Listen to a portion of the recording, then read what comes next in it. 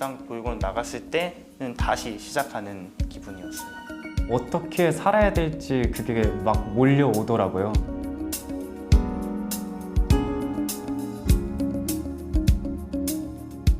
매년 2,500여 명의 아동 청소년들이 보육원에서 나와 홀로서기를 시작합니다.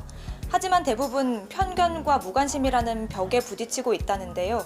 오늘 소통 있는 저녁에서는 그 누구보다 빨리 어른이 되어야만 했다는 보호 종료 당사자들의 이야기를 들어보도록 하겠습니다.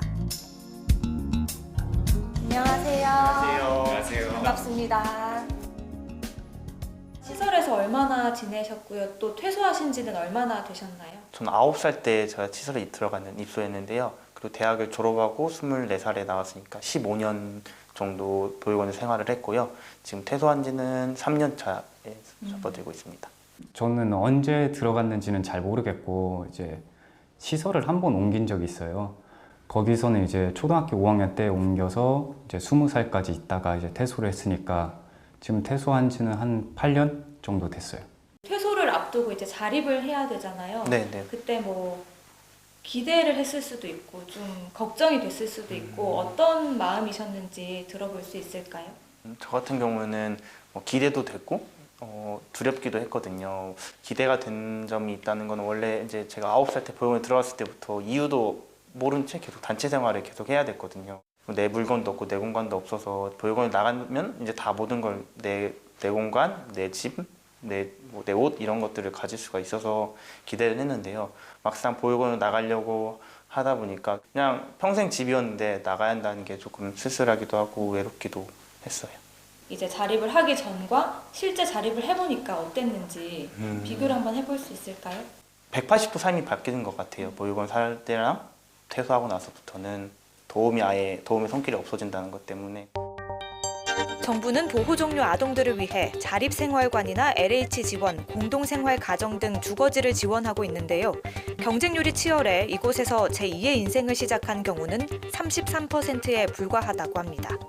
나머지 67%는 300만 원에서 500만 원의 자립 정착금을 받지만 안정적인 거주지를 구하기에는 턱없이 부족한 현실입니다. 어떤 점이 가장 힘드셨어요? 전 힘들었던 게 몸이 좀 안 좋아가지고 병원을 좀 많이 다녔어요. 이상하게 아프면 꼭 그 병원이 문 닫았을 때 아프더라고요. 그 새벽 응급실만 운영할 때. 그러니까 한 번 응급실을 가면 한 3, 40만 원 나오니까 보육원에 있었을 때는 그 의료비라든지 이런 게 이제 정부에서 지원을 해주니까 나한테 부담이 없었는데 그게 너무 크게 느껴지더라고요. 아픈 것도 이렇게 좀 많이 서럽고 그렇더라고요. 교수님 안녕하세요. 안녕하십니까. 예, 저는 정익준이라고 합니다. 안녕하세요. YTN 안규련입니다. 관련해서 활동 많이 올해 4월부터는 자립 수당을 또 주고 있다고 네. 하던데 그런데도 보호 종료 청소년들이 자립을 어려워하는 이유는 무엇일까요? 뭐 여러 가지 이유가 있는데 뭐 잘 때하고 생활비가 있다고 해서 모든 것들이 해결되는 건 아닌 것 같습니다. 다른 아이들은 어떻게 보면 가장 힘든 순간이 되면 가정으로 돌아갈 기회가 주어지는데 이 아이들은 그런 기회가 없기 때문에 뭔가 삶의 위기에 닥쳤을 때 나락으로 떨어질 수밖에 없는 게 한계인 것 같습니다.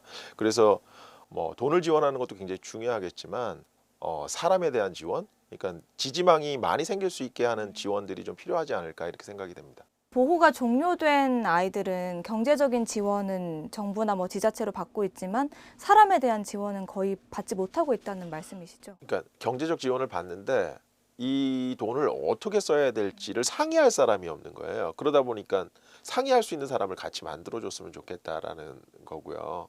그리고 퇴소할 시점에만 지원하는 거는 어떻게 보면 가장 풍족할 시기라서 자립정착금, 후원금, 그래서 이때를 지나서 다시 위기가 닥쳤을 때 다시 한번 지원할 수 있는 이런 구조를 갖추는 게 우리가 키워낸 아이들이 기초생활 수급자가 된다거나 노숙자가 되는 일을 막을 수 있는 두 번째 기회가 되지 않을까 이렇게 생각이 됩니다.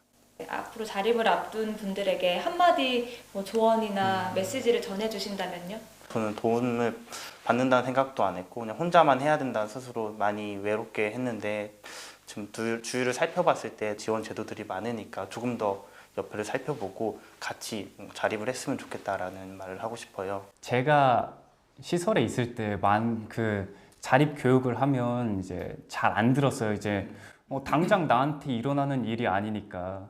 근데 친구들한테는 그 얘기를 좀 더 들었으면 좋겠어요. 거기에서 진짜 중요한 내용들이 많이 나오거든요. 그리고 힘들면 시설에 찾아가는 게 제일 큰 도움인 것 같아요. 자기가 살던 시설에 찾아가면 어떤 선생님들이 안 도와주겠어요. 다 선생님들도 정보를 갖고 있으니까 오히려 더 도와주려고 하죠.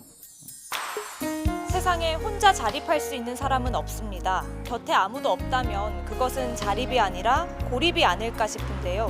앞으로 보호 종료 아동 청소년들이 떳떳하게 홀로 설 수 있도록 더 체계적인 자립 정책이 마련돼야 하지 않을까 싶습니다.